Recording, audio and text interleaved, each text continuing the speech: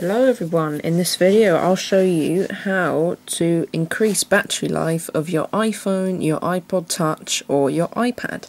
So, the first thing would be, one of the most obvious ones would be to turn down the screen brightness. So if you go into the settings, brightness and wallpaper, and turn the screen brightness down.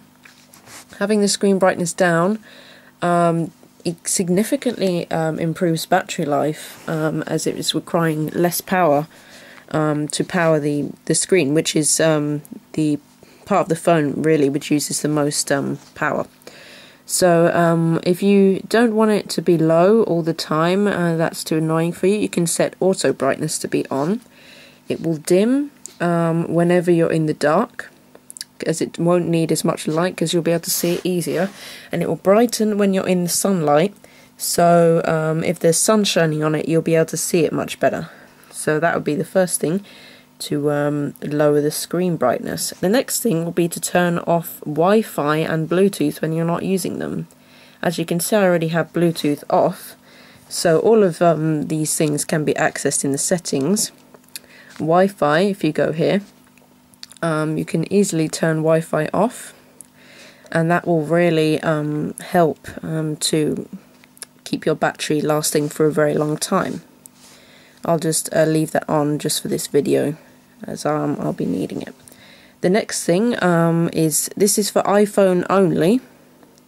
If you go and turn off your cellular data when you're not using it, this is basically, your 3G, where you can access the internet without being connected to Wi-Fi.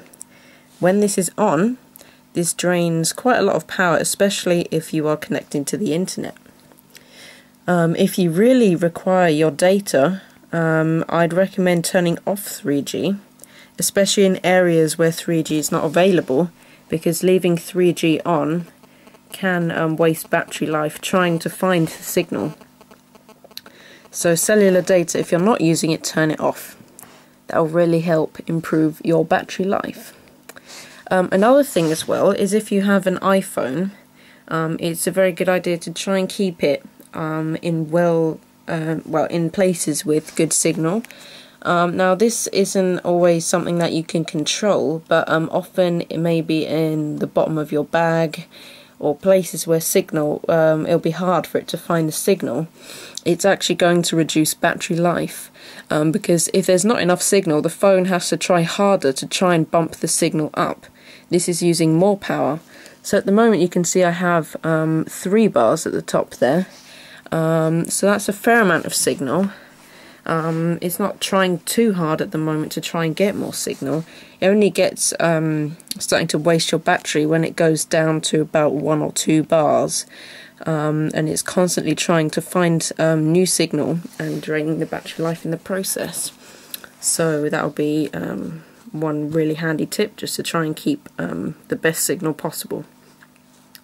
The next thing is in your multitasking tray, to try and close all the apps that you're not using.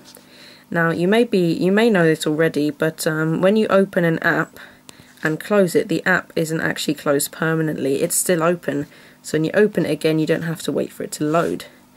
What I recommend doing is double press the home button to bring up the application tray. Press and hold on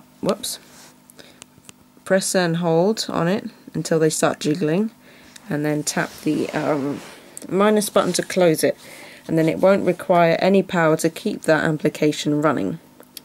If you need applications running, only keep the apps that you need open. So for example, if you've got games going, it's a good idea to shut those off if you're not going to be using them for a while.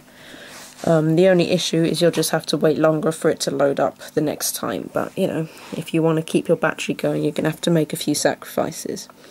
I'll bring you on to the next one, which is notifications. Here you get these things called push notifications. So basically every time an app wants to tell you something, it will be pushed to your device from the server. Now, depending on how many apps you have and how often they send out notifications, this can drain your battery life. So what I'd recommend doing is, if this is an issue, go in and choose to turn it either off here or so for example mail's one that tends to use a lot of power when trying to fetch emails from the server. What I'd recommend doing is actually choosing to get it pushed to the server, unless you're receiving, pushed to your device. Unless you're receiving hundreds and hundreds of messages, this is probably not the best idea, and it's best that you choose it manually.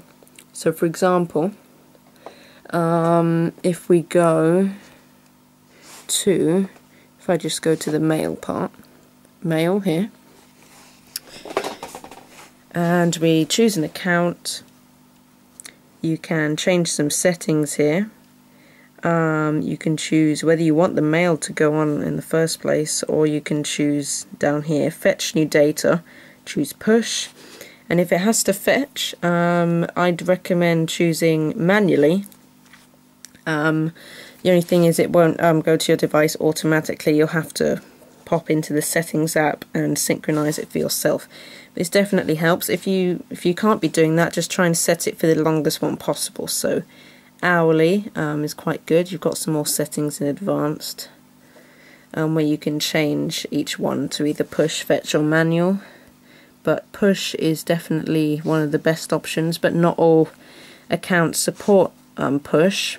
As you can see, Gmail accounts do not support push, but Hotmail and AOL and iCloud accounts do support push. So it's very good to have that feature.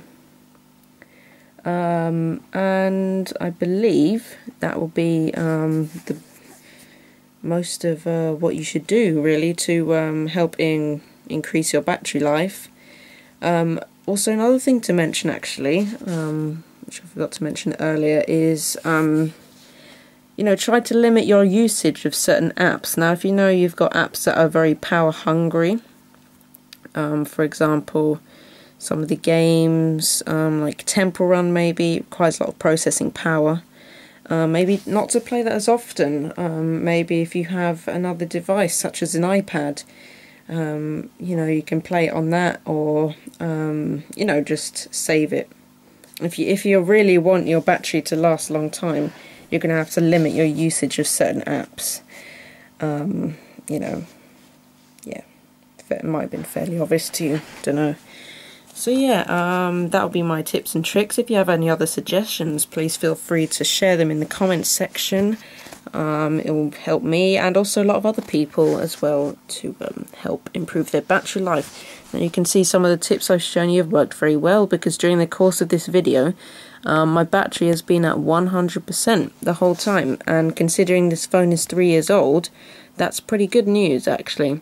I've had this at 100% for about 25 minutes now, and I've been using it a lot. I've been on mail, I've been on sending messages, been games, and it's holding up quite well, all down to using the tips that I've shown you in the video. Once again, thanks very much for watching. Hope this helped you. Remember, if it helped, like the video, subscribe to my channel, and there'll be more videos in the future. Thanks for watching.